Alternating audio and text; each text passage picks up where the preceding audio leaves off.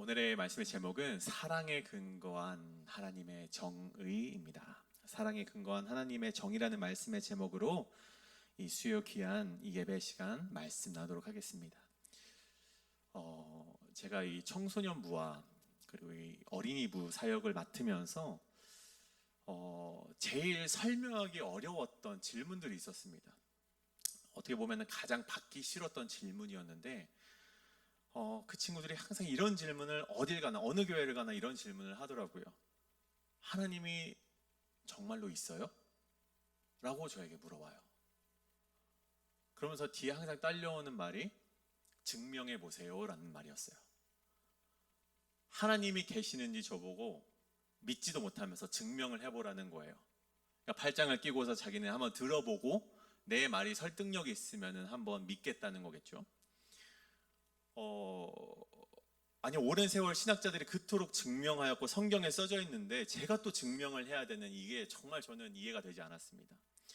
근데 더 힘든 거는 이놈들이 원하는 답은요, 어떤 논리적인 설득도 아닙니다. 어떤 믿음에 근거한 어떤 대답을 원하는 것도 아니고 영적 존재에 대한 접근 자체를 거부합니다. 이 친구들이 원하는 건요, 기적을 보여줘라는 거예요. 목사님 제가 교회를 나왔으니까 지금 시험 기간임에도 불구하고 교회 나왔으니까 성적이 오르겠죠? 라고 하면서 오르지 않으면 하나님이 없다라는 것을 증명이라도 하듯 저에게 그렇게 질문을 하는 것이었죠. 제가 참 청소년부 사역을 하면서 그것이 가장 어려운 난제 중 하나였습니다. 그런데 그러한 물음이요, 저는 꼭 학생들에게만 있는 것은 아니라고 생각을 합니다. 우리도 그런 생각을 할 때가 많이 있죠. 우리도 여전히 그런 물음 속에서 흔들리지 않는 믿음을 보일 때도 있지만 때로는 의구심을 품고 살아가곤 한단 말이죠. 그런데 그 질문이 단지 우리가 하나님이 정말 계십니까? 라고 묻기에는 너무 초급자적인 신앙인처럼 보여서 때로는 묻지 않고 그냥 믿음이라는 그런 이름 하에 넘어갈 때가 많이 있다는 것입니다. 근데 오늘 말씀은요, 바로 그러한 질문을 던졌던 이스라엘 백성의 말씀이라는 것이죠. 하나님, 당신이 계십니까? 정의의 하나님께서 정말 당신이 계시다면 어떻게 이러한 일이 일어날 수 있겠습니까? 라고 질문을 던지는 것이 오늘 이스라엘 백성이 하나님께 던졌던 질문이라는 것입니다. 그렇다면 왜 이스라엘이 그러한 질문을 오늘 했고 하나님께서 그들에게 그렇게 질문을 하는 그들에게 무엇라 답하셨는지 오늘 말씀을 나눌 때 우리 가운데 하나님의 존재와 또 정의의 하나님께서 여전히 우리 가운데 계심을 깨달으시는 그런 시간 되시길 간절히 소원합니다. 그렇다면 우리 첫 번째, 사랑에 근거한 하나님의 정의 첫 번째는요, 신앙의 회의감이 들 때 조용히 성전으로 나가라입니다. 신앙의 회의감이 들 때 조용히 성전으로 나가라. 오늘 본문이 처음 대두되는 이 논쟁은요, 이스라엘이 말로써 하나님을 괴롭혔다는 것입니다. 오늘 1절의 말씀이죠. 너희가 말로 여호와를 괴롭게 하고도 이르기를 우리가 어떻게 여호와를 괴롭게 드렸나이까 하는도다. 저는 근데 이 말씀을 묵상하면서요, 여호와를 괴롭게 하고도 이르기를 우리가 어떻게 여호와를 괴롭게 드렸나이까 하는도다, 이 말씀을 묵상하면서 제가 한 가지 참 의아했던 것이 있습니다. 인간이, 이스라엘 백성이 하나님을 괴롭게 하였다라는 그 문장이 저는 참 의아하더라고요. 여러분 한번 생각해 보십시오. 본디 이 괴롭힘이라는 것은요, 힘이 조금이라도 센 사람이 힘이 없는 사람을 고통스럽게 하는 것을 가리켜서 괴롭히다라는 말을 씁니다. 그러니까 힘뿐만이 아니라 어떤 지식적으로 뛰어난 더 나은 사람이라든가 아니면 우리가 어떤 것을 더 가진 사람이라든가 권력이든 조금이라도 더 가진 자가 가지지 못한 자를 고통스럽게 하는 것이 괴롭히는 것인데, 아니 어떻게 한낱 인간인 존재가 하나님을 괴롭힐 수 있을까? 인간의 강함도 하나님의 약함에 미치지 못하는 것인데 말이죠. 그래서 이 괴롭힘이라는 단어를 제가 한번 찾아보니까 히브리어 예가템이라는 단어가 사용이 됐더라고요. 근데 이 예가템은 괴롭히다라는 뜻 말고도 지치다, 피곤하다라는 의미로 사용이 됐는데 이것을 사역동사로 바꾸게 되면 지치게 하다, 피곤하게 하다라는 말로도 우리가 받아들일 수가 있습니다. 그래서 이스라엘의 어떠한 행위가 하나님을 괴롭히는 것은 물론이고 피곤하게 하고 지치게 만들었다는 오늘의 말씀이 되는 것이죠. 그렇다면 우리가 다시 한번 생각해 보길, 그렇다면 무엇이 인간의 어떠한 행동이 하나님을 지치게 하고 피곤하게 하고 괴롭히는가? 그것이 바로 1절 하반절에 나와 있습니다. 너희가 말하기를 모든 악을 행하는 자는 여호와의 눈에 좋게 보이며 그에게 기쁨이 된다. 정의의 하나님이 어디 계시냐? 이러한 말들이 오늘 말씀에 하나님을 괴롭게 하는, 하나님을 지치게 하고 피곤하게 하는 말들이라는 것입니다. 근데 참 놀랍게도 이 말은 우리가 너무나도 자주 사용하는 말이라는 것입니다. 우리가 보통 흔히 살아가면서 이러한 말을 하지 않습니까? 도대체 하나님을 믿지 않는 자들이 삶의 자리에서 저렇게 형통하고 축복을 받는데 왜 믿는 나는 왜 아직도 이 고난 가운데 빌빌거리면서 믿음의 연단이라는 말로 이렇게 살아가야만 하는가? 여러분, 이렇게 한 번이라도 생각해 보시지 않으셨습니까? 없다라고 말한다면은 제가 가서 정말 그 신앙을 좀 배워야 될 것 같습니다. 근데 우리가 부지 중에도 그런 생각을 하면서 살아가는 나약한 인간이라는 것이죠. 하나님의 존재에 대한 의문과 하나님의 선하심에 대한 의구심을, 또 믿음의 불안을 가지고 살아가는 우리들은 결국 그 질문에 답을 하지 못한 채 가끔씩 우리는 신앙의 회의감에 빠질 때가 있다는 것입니다. 자, 오늘 말씀을 보십시오. 오늘 말씀에 이스라엘 백성이 바로 그런 회의감에 빠져 있었습니다. 이스라엘 백성이요, 바벨론의 포로로 잡혀갔다가 다시 귀환을 합니다. 포로에서 다시 이 유다로 돌아오게 되었어요. 그래서 정치적으로는 아직 이 바사 제국의 통치 아래 있지만, 속국이었지만 영적으로는, 종교적으로는 주권을 다시 되찾았습니다. 그래서 그들이 성전도 재건을 하고 성벽도 재건을 하고 심지어는 느헤미야를 통해서, 그리고 에스라와 느헤미야를 통해서 신앙의 개혁을 이룩합니다. 그래서 한편으로 그들 마음속에 이런 마음이 있었던 거예요. 그토록 이제 우리가 신앙의 개혁을 했으니, 우리가 하나님께 다시 돌아가겠다고 우리가 서원까지 했으니 이제 다시 다윗의 왕조, 그 찬란했던 왕조가 다시 돌아오진 않을까. 그들의 마음속에 그런 부활을 염려하고 기대했다는 것이죠. 바사제국으로부터 이제는 독립할 수 있지는 않을까. 그때 당시 다윗 왕조, 솔로몬 왕조 때 은이 돌같이 많았던 그 시대로 우리가 다시 돌아갈 수 있지는 않을까. 그러한 기대를 가지고 그들이 살아갔는데 현실은 어떻습니까? 그들이 기대했던 것처럼 어떤 그런 부귀와 명예와 어떤 독립은요, 찾아볼 수가 없고 여전히 가난과 어려움 속에서 허덕이는 그들 자신을 보게 되었다는 것입니다. 그들이 농업을, 이제 농사를 하고 싶지만 여러분, 이 바벨론 포로 기간 동안에 너무나도 척박해진 이 유다의 땅이요, 이 개간하기도 어려워졌어요. 농업을, 목축을 할 수조차 없는 땅으로 변해버렸습니다. 그리고 바사에게 바치는 세금이 여전히 존재했고, 심지어는요, 같은 형제들끼리 돈을 빌려주고 돈을 갚지 못하면 같은 형제임에도 불구하고, 같은 이 민족임에도 불구하고 자기의 자식을 팔아버려야만 하는 그런 어려움이 그들이 경험했던 신앙의 회의감이었습니다. 그들이 신앙의 개혁을 하고 그렇게 금식하며 회개 기도를 하고 하나님 앞에 다시 돌아서겠습니다 라고 서약까지 했는데 그들에게 다가온 것은 고리대금이었고 세금이었고 가난과 고난이었다는 것입니다. 이런 회의감은요, 보통 하나님의 약속이 즉각적으로 성취되지 않을 때, 내가 하나님께 그렇게 기도했음에도 불구하고 하나님께서 나에게 축복을 주지 않으실 때 보통 우리는 이런 회의감을 경험하게 된다는 것입니다. 제가 이 아들을 위해서 이 크리스마스 선물을 구매를 했습니다. 좀 일찍 구매를 했어요. 그래서 저도 좀 낭만을 찾고자 미국에 왔는데 또 크리스마스 트리도 설치를 하고 그 밑에 딱 선물을 두고 25일 날 아침에 딱 깨면 뜯는 그런 낭만을 기대하면서 선물을 놔뒀는데 25일은커녕 2.5초도 못 가서 다 뜯어버리더라고요. 제가 주겠다고 약속을 하고 이제 준 선물인데 바로 뜯어버려서 어떻게 하겠습니까? 귀 좀 막아주세요. 그래서 선물을 이제 그렇죠. 또 이제 어떻게 하게 됐죠. 샀죠. 근데 또 제가 낭만을 잃어버릴까봐 또 제 주머니에 또 돈이 나가게 될까봐 지금 숨겨놨습니다. 여러분 이를 통해 알 수 있는 것이 무엇입니까? 우리 인간이 그렇다는 것입니다.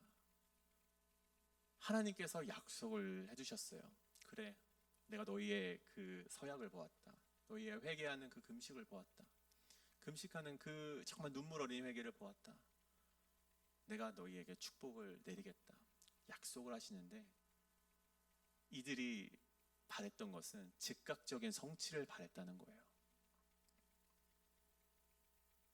보통 인간이 이렇습니다. 하나님의 약속의 성취를 즉각적으로 원합니다. 그래서 하나님의 때를 기다리기보다 현재 상황에 대한 불만이 왜 하나님 안 주세요? 내가 이렇게까지 기도를 했는데 왜 주시지 아니하십니까? 왜 낙해하지 아니하십니까? 왜 저 적들은 저렇게 형통하게 놔두십니까? 내가 이렇게나 기도했는데. 의인은 하나님을 믿어 승승장구하고 악인은 즉각적인 심판을 받는 것을 이스라엘이 원했지만 얻지 못하니 그들이 신앙의 회의감에 빠졌다는 것입니다. 여러분 시편 73편에 보면요, 이러한 똑같은 일을 경험했던 사람이 있습니다. 바로 아삽이라는 인물이었어요. 이 다윗 왕 때 레위 지파에 속한 이 성가대 지휘자가 바로 이 아삽이었는데요. 이 아삽은요 어떠한 일을 했는가? 여호와의 법궤가 다시 예루살렘으로 돌아왔을 때 앞에서 찬양을 했던 인물, 찬양을 인도했던 인물이 바로 이 아삽입니다. 그렇게 이 하나님을 향한 신앙이 굉장히 두터운 사람 중 한 명이 바로 아삽이었는데 그 시편 73편에서 이러한 말을 합니다. 제가 현대인의 성경으로 읽어드리겠습니다. 나는 발을 잘못 디뎌 거의 미끄러질 뻔하였으니 왜냐하면 내가 악인들이 잘 되는 것을 보고 교만한 자들을 질투하였음이라.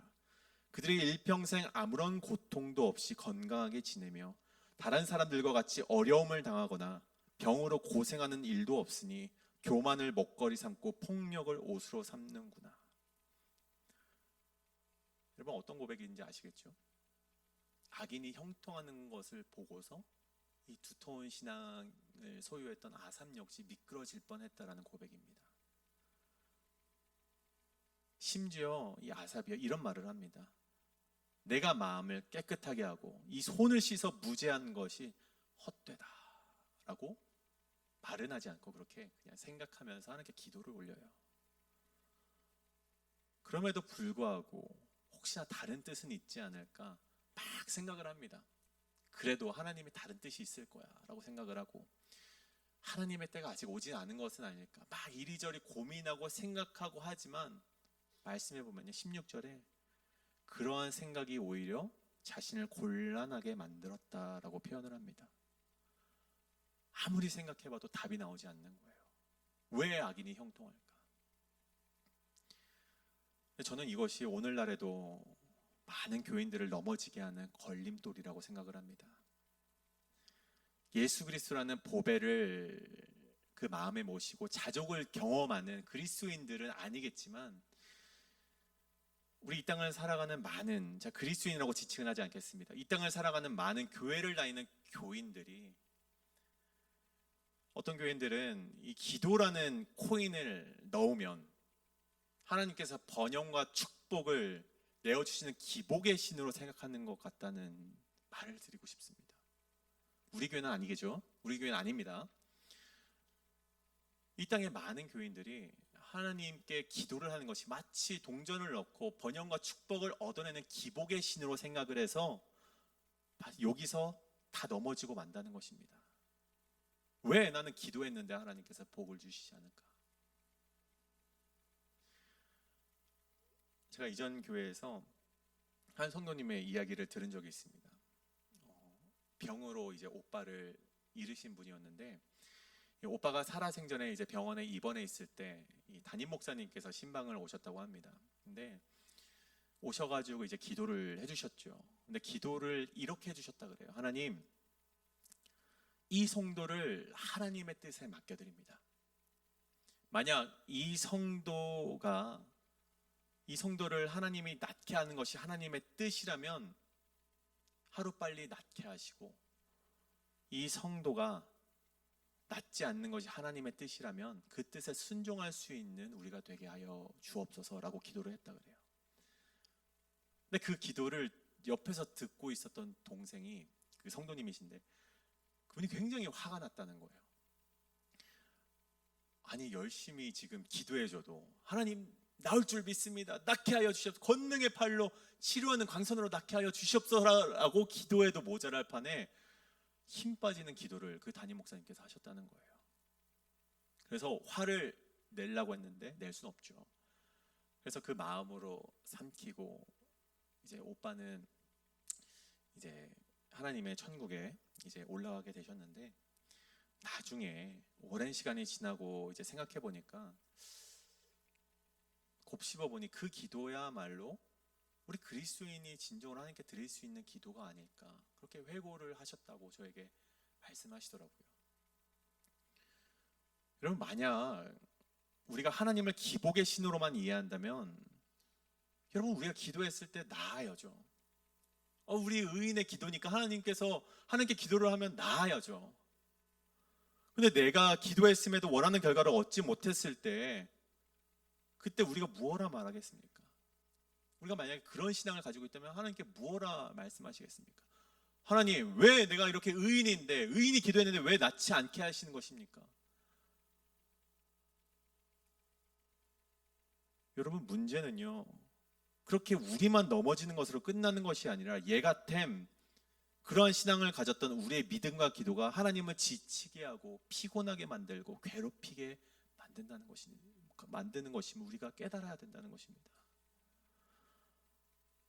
여러분, 하나님의 공의로움과 정의는 어디 있습니까? 정의의 하나님은 어디 있습니까? 우리가 그리스도인이니까 우리가 원하는 것을 얻었는가? 우리가 그리스도인이니까 우리가 좋은 집을 장만했는가? 우리가 그리스도인이니까 내가 안락한 노후를 예비할 수 있었다. 여러분, 그것이 하나님을 공의롭다, 정의롭다 말할 수 있는 판단의 기준이 될까요? 그렇지 못하다는 것입니다. 하나님의 공의로움과 정의는 우리 믿는 이가 세상에서 승리하는 것으로 판가름할 수 있는 것이 아니라는 것이죠. 여러분, 다시 돌아와서 악인의 형통이라는 걸림돌에 넘어질 뻔했던 아삽은요, 다시금 공의로운 하나님을 깨닫게 되는 계기가 있습니다. 그것이 무엇이냐? 17절에, 아까 16절에서 이제 그가 곤란하였다, 내가 정말 생각해봤지만 하나님의 뜻을 알지 못해서 곤란하였다라고 말했던 그 아삽이 17절에서 이런 고백을 합니다. 근데 하나님의 성소에 들어갈 때에야 그들의 종말을 내가 깨달았나이다. 그들이 어찌하여 그리 황폐하게 되었는가? 놀랄 정도로 그들을 전멸시키셨나이다. 내 육체와 마음은 세약하나 하나님은 내 마음의 반석이시요 영원한 분깃이니라. 여러분, 아삽도 처음에는 의심했습니다. 처음에는요, 그러한 마음을 품었어요. 왜 악인은 형통할까? 내가 잘못 믿는 것은 아닐까? 내가 하나님께 기도했던 내 손이 헛되다 라고 기도했던 것이 아삽이었는데요, 그가 하나님의 성소로 들어갔을 때, 그가 예배의 자리로 들어갔을 때, 하나님의 임재를 경험했을 때 그 모든 것을 깨닫게 되었다는 것입니다. 여러분, 그 이후에 83편까지 아삽의 시가 나오거든요. 73편부터 83편까지 그 10편이나 되는 시가 모두 찬양의 시로 바뀌었다는 것입니다. 여러분, 근데 오늘 말씀을 보십시오. 오늘 이스라엘은 어떻습니까? 이스라엘은 그러한 질문이 있었지만, 정의의 하나님께서 살아계시는가? 어떻게 도대체 악인이 형통하고 우리 의인들은 여전히 고통을 받는가라는 물음은 가지고 있었지만, 그 물음을 가지고 하나님께 나아간 것이 아니라, 하나님은 악을 행하는 자들을 좋아하시는 것 같아 라고 동네방네 떠들면서 정처 없는 말들로 하나님의 이름을 깎아내렸다는 것입니다. 결국 이들의 마음의 물음조차 해결되지 못한 채 그들은 심판받는 결과를 맞이하게 되죠. 여러분, 우리 마음속에 성도님들의 마음속에, 그리고 저의 마음속에 신앙의 회의감을 들게 하는 많은 것들이 있는 줄로 압니다. 신앙으로 살아가려고 하지만 그렇지 않은 저 원수들의 형통을 보면서 때로는 신앙의 회의감이 들 때도 있고요. 열심히 신앙생활을 한 만료가 내 기대와 같지 않을 때, 내가 이렇게 오랫동안 하나님을 믿었음에도 정말 세상이 보기에는 정말 형편없는 삶을 살아갈 때, 또 내가 하나님께 열심히 기도하고 봉사하고 헌신하지만 겹겹이 안 좋은 일이 계속해서 거듭 일어날 때, 여러분 우리가 신앙의 회의감이 들 텐데, 여러분 오늘 말씀에서 무엇라 말합니까? 그때 우리가 무엇을 해야 합니까? 성경이 말하는 것은요, 하나님의 성소로 들어가라는 것입니다. 여러분이 예배의 자리로 들어갈 때 그 모든 것이 해결된다는 것입니다. 여러분이 하나님의 임재를 기대하며 나아가는 그 예배의 자리에서 하나님께서 여러분에게 응답하신다는 것입니다. 여러분, 그러한 물음이 있으시다면 세상에서 답을 찾으시는 여러분이 되지 않기를 바랍니다. 그런 물음이 있으시다면 조용히 성전으로 들어가 하나님께 묻는 신앙으로 걸어가시길 간절히 소원합니다. 하나님의 임재를 사모하며 나아가는 신앙의 발걸음을 하나님께서 결코 헛되이 되돌려 보내지 않으심을 믿으시고 응답하시는 하나님께 그 앞으로 나아가는 우리 모두가 되기를 간절히 소원합니다. 그렇다면 두 번째로 우리 사랑에 근거한 하나님의 정의 두 번째는 오래 참으시는 하나님을 깨달아야 된다는 것입니다. 17절에 오늘 이스라엘이 정의의 하나님이 어디 계시냐라는 물음에 하나님께서 직접 대답을 하십니다. 그것이 바로 3장 1절이죠. 만군의 여호와가 이르노라, 보라 내가 내 사자를 보내리니 그가 내 앞에서 길을 준비할 것이요 또 너희가 구하는 바 주가 갑자기 그의 성전에 임하시리니 곧 너희가 사모하는 바 언약의 사자가 임할 것이라. 그리고 2절, 그가 임하시는 날을 누가 능히 당하며 그가 나타나는 때에 누가 능히 서리요 그는 금을 연단하는 자의 불과 표백하는 자의 잿물과 같을 것이라. 여러분 여기 1절에 나오는 내 사자를 보내리니, 이 사자는요 세례 요한을 가리킵니다. 그리고 우리 1절 마지막 하반절에 보시면 곧 너희가 사모하는 바 언약의 사자가 임할 것이니라 할 때 이 언약의 사자는요 우리 그리스도 예수 메시아를 말하는 것입니다. 하나님께서 정의의 하나님이 어디 계시는가라고 하는 질문에 하나님께서 이런 말을 하는 거예요. 내가 세례 요한을 보내서 내 앞에 길을 준비할 것이고 또 어느 날 갑자기 예수 그리스도라는 그 메시아를 보내서 성전에 임하게 할 것이다. 그리고 2절에 말씀하시길 그때에 공의로운 하나님의 심판이 이루어질 것이다 라고 말을 하는 것이죠. 그들이 그토록 원하는 정의의 심판이 그때 오게 될 것이다, 이렇게 말하는 것입니다. 그런데 이 말씀을 듣고서 이 이스라엘 백성들이 뭐 기뻐했을지, 드디어 하나님의 심판이 오는구나 기뻐했을지, 아니면 어떤 반응일지는 제가 알 수 없지만 그들이 오해하고 있는 한 가지가 있습니다. 그 오해란 그들은 자신들이 하나님의 정의의 심판에서 제외될 것이라고 생각을 했다는 것이죠. 하나님의 심판이 임할 때 그들은 하나님의 심판에서 심판을 면할 수 있는 의인이라고 자신들이 착각을 했다는 것입니다. 앞서 말씀해 보면 하나님께서 온전한 11조와 봉헌문을 드리지 않았다라고 그들에게 혼내시고 질책을 하십니다. 그래서 그로 말미암아 예배 실패를 경험한 이스라엘 백성이었음에도 불구하고 본인들이 오늘 말하는 바는 정의의 하나님이 어디 계시는가, 그렇게 말을 하고 있었다는 것이죠. 본인들 역시 의인이 아니면서 하나님의 심판을 염원했다는 것입니다. 여러분 종교개혁자 칼뱅이라고 있습니다. 우리 칼빈은 그에 져서 기독교 강요에서 이런 말을 합니다. 다른 사람을 비판하기 전에 먼저 자신을 비추어 보지 않는 사람은 하나님의 공의를 오용하는 자들이다. 우리는 자기 자신을 철저히 조사하여 자신의 죄와 허물을 알고 하나님의 은혜가 아니면 결코 설 수 없음을 깨달아야 한다. 여러분 정의의 하나님께서 이스라엘이 볼 때 그 악인들의 형통을 곧바로 심판하시지 않는 이유가 무엇입니까? 오늘 그들의 말처럼 정의의 하나님께서 존재하지 아니하시기 때문입니까? 아니면 하나님께서 그러한 능력이 없기 때문에 심판을 지금 하시지 않는 것입니까? 아니면 저 악인들의 죄가 하나님 보시기에 다 차지 않아서 그들을 심판하지 아니하시는 것입니까? 여러분 5절 말씀을 보십시오.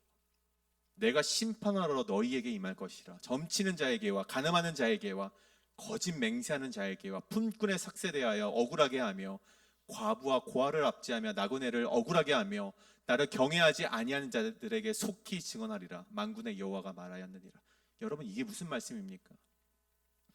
그렇게 정의의 하나님이 어디 있느냐고 부르짖는 이스라엘, 하나님의 심판을 찾는 이스라엘, 너희마저도 심판의 날이 되면 그 심판이 너희에게 임할 것이기 때문에 하나님께서는 친히 자신이 사랑하는 백성이 회개할 때를 기다리고 계신다는 그 말씀인 것입니다. 여러분 오늘 3장 1절에서 하나님께서 내 사자를 우리 예수 그리스도를 먼저 보내시지 않고 내 사자 세례 요한을 먼저 보내시겠다라고 말씀하십니다. 왜 그렇습니까? 여러분 세례 요한이 무엇라 외칩니까? 회개하라라고 외치지 않았습니까? 여러분 곧바로 하나님이 심판하시면 그 이스라엘 백성조차 그들이 심판을 면할 수 없기 때문에 그토록 경건하다고 자부하는 너희들도 스스로 의인이라고 자부하는 너희들도 심판을 면치 못할 것이기 때문에 너희가 먼저 회개하라라고 하나님께서 세례 요한을 보내셨다는 것입니다. 여러분 저는 이것이 우리를 향해 외치신 하나님의 말씀으로 받으시길 간절히 소원합니다. 이 땅이 하나님을 외면하고 정의가 사라진 듯 보입니다.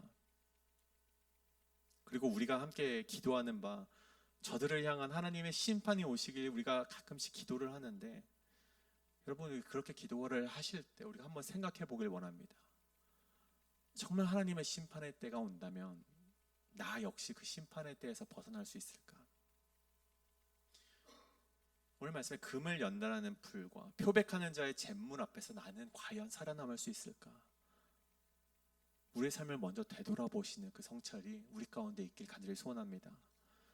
여러분 우리가 서 있을 수 있는 이유는 내가 올바르게 신앙을 유지하기 때문이 아닙니다. 우리가 서 있을 수 있는 이유는 여전히 우리 가운데 추악하고 더러운 죄악이 가득하지만 그럼에도 기다려주시는 하나님의 은혜 때문임을, 하나님의 사랑 때문임을 여러분 기억하시는 여러분 되시길 간절히 소원합니다. 오늘 말씀을 정리하고자 합니다. 여러분 사도 바울, 그 바울이요 말년에 디모데전서에서 이렇게 고백을 합니다. 자신의 인생을 돌이켜서 예수님을 만났던 순간에 대해서 이렇게 고백을 합니다. 밑보다 모든 사람이 받을 만한 이 말이요 그리스도 예수께서 죄인을 구원하시려고 세상에 임하셨도다 하였도다. 죄인 중에 내가 괴순이라. 그러나 내가 긍휼을 입은 까닭은 예수 그리스도께서 내게 먼저 일체 오래 참으심을 보이사 후에 주를 믿어 영생 얻는 자들에게 본이 되게 하려 하심이라. 아멘. 여러분 정의의 하나님이 여전히 우리를 불꽃 같은 눈동자로 바라보고 계십니다. 하지만 그 하나님께서 악이 팽배한 이 세상을 심판하지 아니하시는 이유는 여러분 우리가 회개하지 못한 죄가 있기 때문임을, 우리 역시 알곡과 쭉정이에서 쭉정이 편에 서 있기 때문임을 우리가 다시 한번 생각해 보자는 것입니다. 하나님께서는요 우리를 회개시키셔서 알곡으로 변화시키시기 위해 기다리고 계신 것입니다. 이것이 바로 오늘 말씀의 제목처럼 사랑에 근거한 하나님의 정의인 것이죠. 오늘 우리가 그 하나님의 사랑과 은혜 덕분에 살아가고 있음을 잊지 않는 신앙인이 되시길 간절히 소원합니다. 오늘 이 시간 함께 이제 찬양하며 또 기도하며 나아가실 텐데 우리가 이것을 잊지 않고 오늘 이제 마지막 수요 예배인데 이제 올해는 이렇게 지나가지만 내년에는 그런 마음 가운데 내가 날마다 회개하시며 날마다 하나님 앞에 무릎 꿇으시며 날마다 하나님 앞에 우리가 손을 붙잡고 그 승리의 발걸음으로 나아가시는 우리 여러분 되시길 간절히 소원합니다. 이 시간 우리 함께 오늘 말씀에 따라서 기도하도록 하겠습니다. 사랑과 정의 하나님, 오늘 우리가 살아갈 수 있는 이유는 하나님의 은혜로 임함임을 다시금 깨닫습니다. 하나님의 정의는 없다라며 외쳤던 이스라엘처럼 하나님을 괴롭게 하는 신앙인으로 살아가지 않게 하시고 하나님의 임재를, 하나님의 뜻을 겸손히 기다리며 살아가는 성도들 되게 하여 주시옵소서. 감사드리며 거룩하시고 살아계신 예수 그리스도의 이름으로 기도리옵나이다.